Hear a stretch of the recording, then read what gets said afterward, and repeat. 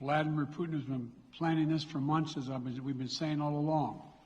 He moved more than 175,000 troops, military equipment, and positions along the Ukrainian border. He moved blood supplies into position and built a field hospital, which tells you all you need to know about his intentions all along. He rejected every good faith effort the United States and our allies and partners made to address our mutual security concerns through dialogue to avoid needless conflict and avert human suffering. For weeks, we have been warning that this would happen. And now it's unfolding largely as we predicted. In the past week, we've seen shelling increase in the Donbass, a region in eastern Ukraine controlled by Russian-backed separatists. The Russian government has perpetrated cyber attacks against Ukraine. We saw a staged political theater in Moscow, outlandish and baseless claims that Ukraine was about to invade and launch a war against Russia, that Ukraine was prepared to use chemical weapons, that Ukraine committed a genocide without any evidence. We saw a flagrant violation of international law in attempting to unilaterally create two new so-called republics on sovereign Ukrainian territory. And at the very moment that the United Nations Security Council was meeting to stand up for Ukraine's sovereignty, to stave off invasion, Putin declared his war.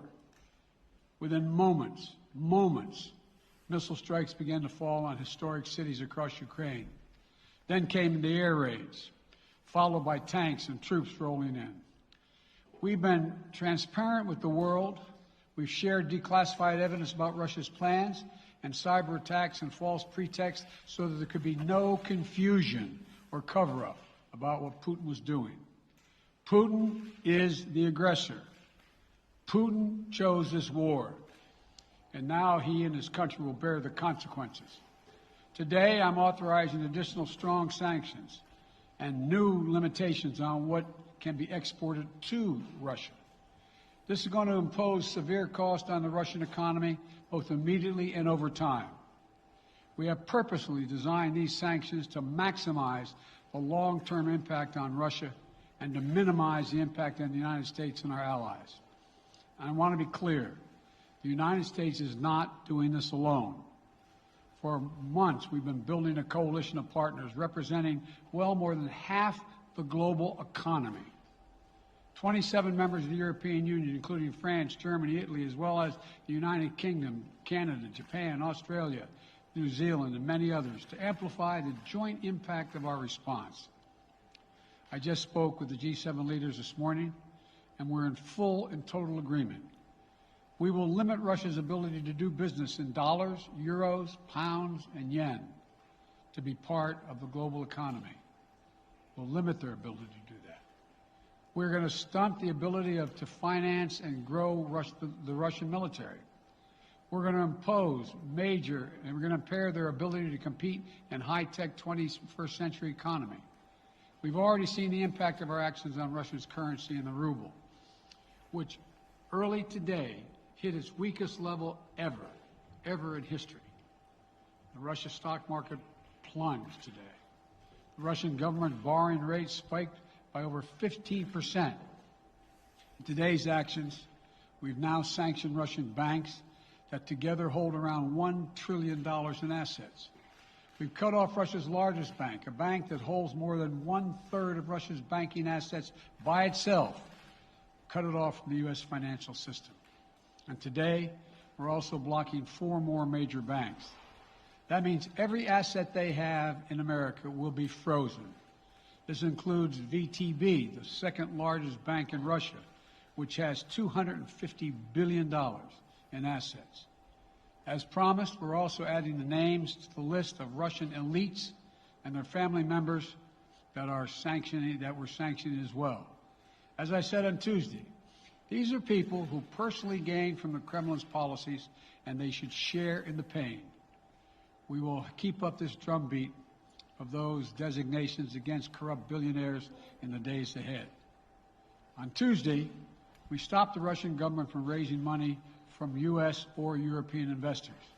Now we're going to apply the same restrictions to Russia's largest state-owned enterprises, companies with assets that exceed $1.4 trillion.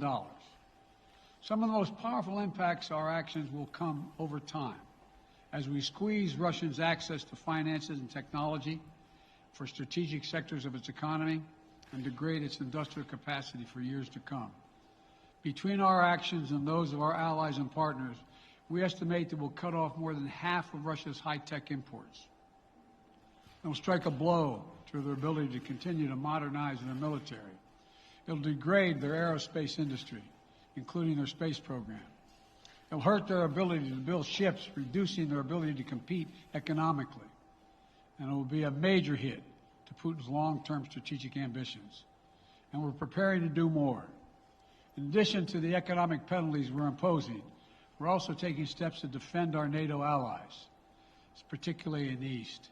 Tomorrow, NATO will convene a summit. We'll be there to bring together the leaders of 30 allied nations and close partners to affirm our solidarity and to map out the next steps we will take to further strengthen all aspects of our NATO alliance. Although we provided over $650 million in defensive assistance to Ukraine just this last year, let me say it again. Our forces are not and will not be engaged in the conflict with Russia in Ukraine. Our forces are not going to Europe to fight in Ukraine, but to defend our NATO allies and reassure those allies in the East. As I made crystal clear, the United States will defend every inch of NATO territory with the full force of American power. And the good news is, NATO is more united and more determined than ever. There is no doubt that the United States and every NATO ally will meet our Article 5 commitments, which says that an attack on one is an attack on all. Over the past few weeks, I ordered thousands of additional forces to Germany and Poland as part of our commitment to NATO. On Tuesday, in response to Russia's aggressive action, including its troop presence in Belarus and the Black Sea, I've authorized the deployment of ground and air forces already stationed in Europe to NATO's eastern flank allies, Estonia, Latvia, Lithuania, Poland, and Romania. Our allies have also been stepping up, adding the other allies, the rest of NATO, adding their own forces and capabilities to ensure collective defense. And today, within hours of Russia's unleashing its assault, NATO came together and authorized and activated an activation of response plans.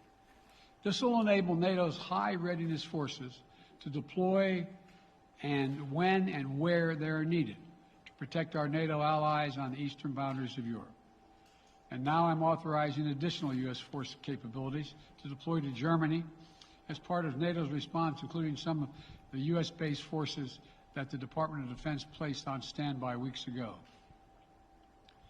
I've also spoken with Defense Secretary Austin and Chairman of the Joint Chiefs, General Milley, about preparations for additional moves should they become necessary to protect our NATO allies and support the greatest military alliance in the history of the world, NATO. As we respond, my administration is using the tools, every tool at its disposal, to protect American families and businesses from rising prices at the gas pump. You know, we're taking active steps to bring down the cost, and American oil and gas companies should not exploit this moment to hike their prices to raise profits. You know, in our sanctions package, we specifically designed to allow energy payments to continue. We are closely monitoring energy supplies for any disruption. We've been coordinating with major oil producing and consuming countries toward our common interest to secure global energy supplies. We are actively working with countries around the world to elevate collective release from the strategic petroleum reserves of major energy-consuming countries. And the United States will release additional barrels of oil as conditions warrant. I know this is hard and that Americans are already hurting. I will do everything in my power to limit the pain the American people are feeling at the gas pump. This is critical to me. But this aggression cannot go unanswered. If it did, the consequences for America would be much worse. America stands up to bullies. We stand up for freedom. This is who we are.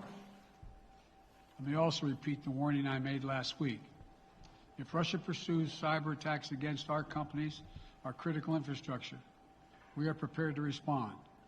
For months, we've been working closely with the private sector to harden their cyber defenses, sharpen our ability to respond to Russian cyber attacks as well.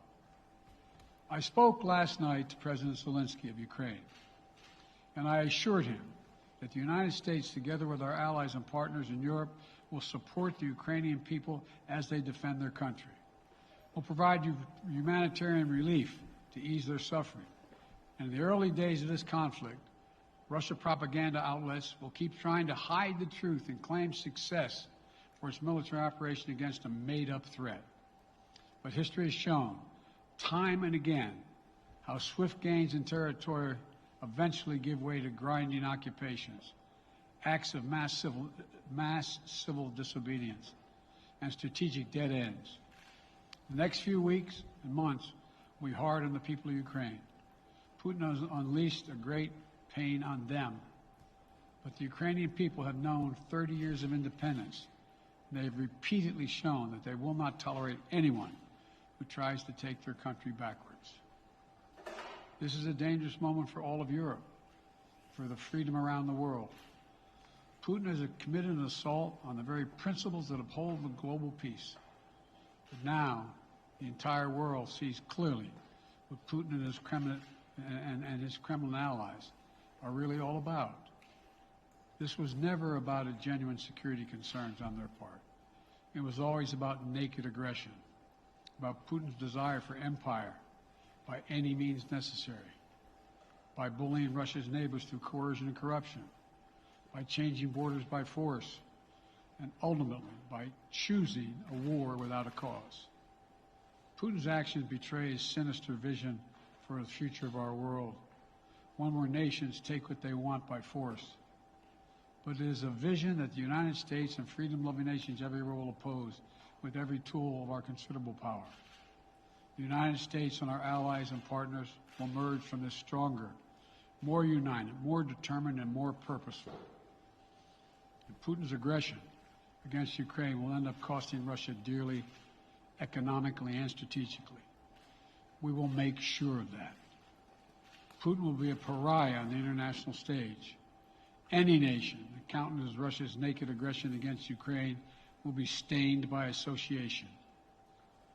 When the history of this era is written, Putin's choice to make a totally unjustifiable war on Ukraine will have left Russia weaker and the rest of the world stronger. Liberty, democracy, human dignity, these are the forces far more powerful than fear and oppression. They cannot be extinguished by tyrants like Putin and his armies. They cannot be erased by from people's hearts and hopes by any amount of violence and intimidation. They endure. In the contest between democracy and autocracy, between sovereignty and subjugation, make no mistake, freedom will prevail. God bless the people of a free and democratic Ukraine. May God protect our troops. Associated Press, Zeke. Do you have any plans to speak with President Putin at this point? And what interactions have you had with the Russian government? I heard the first part. Do I have any plans to speak with Putin at this point, and what? What communications have you had with the Kremlin as far as military offers to Ukraine and making sure this does not spiral into a larger conflict? Well, it's a large conflict already. The way we're going to ensure it's not going to aspire to a larger conflict is by providing all the forces needed in the Eastern European nations that are members of NATO. NATO is more united than it's ever been, and I have no plans to talk with Putin. Wall Street Journal, Tarina. Mr. President, you didn't mention SWIFT in your sanctions that you announced. Is there a reason why the U.S. Isn't doing that? Is there a disagreement among allies regarding SWIFT and whether Russia should be allowed to be a part of it?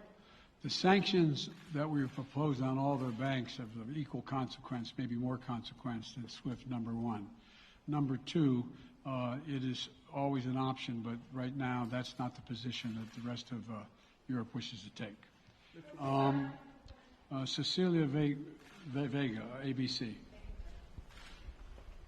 Sir, sanctions clearly have not been enough to deter Vladimir Putin to this point. What is going to stop him? How and when does this end? And do you see him trying to go beyond Ukraine? And a second question I'll just give to you now. This statement that he gave last night, the threat that he gave, the West will face consequences greater than any you have faced in history. Is he threatening a nuclear strike? I have no idea what he's threatening. I know what he has done, number one. And number two, no one expected the sanctions to prevent anything from happening. It has to show, this is going to take time, and we have to show resolve so he knows what's coming. And so the people of Russia know what he's brought on them. That's what this is all about. This is going to take time. It's not going to occur. He's going to say, oh my God, these sanctions are coming, I'm going to stand down. He's going to test the resolve of the West to see if we stay together, and we will. We will, and it will impose significant costs on him. Will he go beyond Ukraine, sir? Do you see him going? Yes. Thank you. All right, two topics, just really quick. First, markets are down and gas prices are up. I know you always stress the difference between Wall Street and Main Street, but everybody seems to be in for some economic pain. How economically painful is it going to get for people in this country? And I do have one more question. First of all, there's no doubt that when a major nuclear power attacks and invades another country, that the world is going to respond, and markets can respond all over the world. So there's no doubt about that, number one. Number two, the notion that this is going to last for a long time is highly unlikely as long as we continue to stay resolved in imposing the sanctions we're going to impose on Russia, period. What's the next question? I'm sorry. The next question is, did you underestimate Putin, and would you still describe him the way that you did in the summer as a worthy adversary? At the time, he was, I made it clear, as an adversary, and I said he was worthy. I didn't underestimate him. And I've read most of everything he's written. Did you read I shouldn't say, I'm not being a wise guy. You heard the speech he made, almost an hour's worth of speech, is why he was going into Ukraine. He has much larger ambitions in Ukraine. He wants to, in fact, reestablish the former Soviet Union. That's what this is about. And I think that his ambitions are completely contrary to the place where the rest of the world has arrived. And with his ambitions, you're confident that these devastating sanctions are going to be as devastating as Russian missiles and bullets and tanks? Yes, Russian bullets, missiles, and tanks in Ukraine. Yes, I am. President Biden, if sanctions cannot stop President Putin, what penalty can? I didn't say sanctions couldn't stop him. You've been talking about the threat of these sanctions for several weeks now. Yes, but the threat of the sanctions and imposing the sanctions and seeing the effect of the sanctions are two different things. They're two different things. And we're now he's going to begin to see the effect of the sanctions. And what will that do? How will that change his mindset here, given he's Because it attacking will so Ukraine as we weaken his speak? country that he'll have to make a very, very difficult choice as to whether to continue to move toward being a second-rate power or, in fact, respond.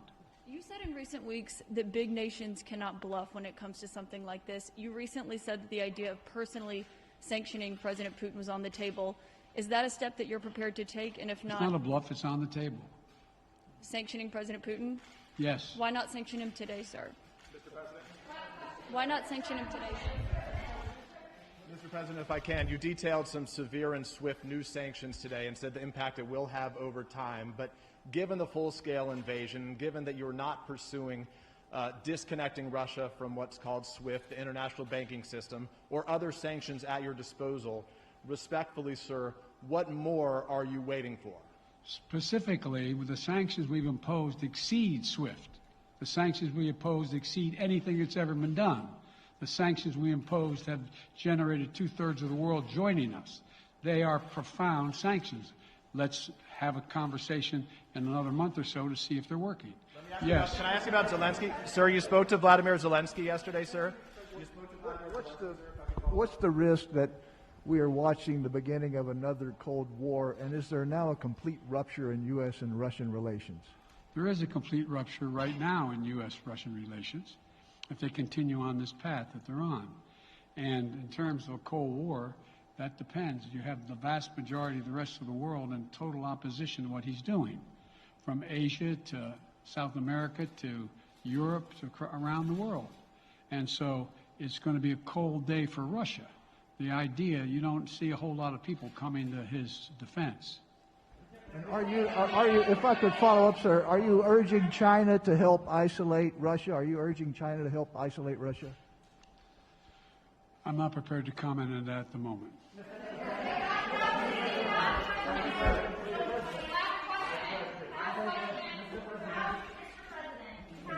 No. Yeah.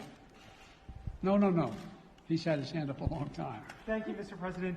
How concerned are you that Putin wants to go beyond Ukraine into other countries, and the U.S. will have to get involved if he moves into NATO countries? Well, if he did move into NATO countries, he will be involved. We will be involved. The only thing that I'm convinced of is if we don't stop now, he'll be emboldened.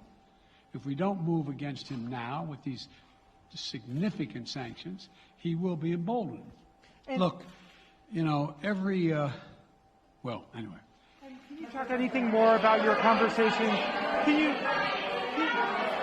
Mr. President. Why not sanction Putin directly, sir? Why not sanction Putin directly today? I'm sorry, I can't hear you. Sir, India, which is a major defense partner of the United States, is India fully with you on the issue of Ukraine and Russia? Does the Defense Department of the United States? Sir, India is one of your major defense partners. Is India fully in sync with the United States on Russia? We're in consultation with India today. We haven't resolved that completely. One more question. Okay, thank you all very much. Thank you.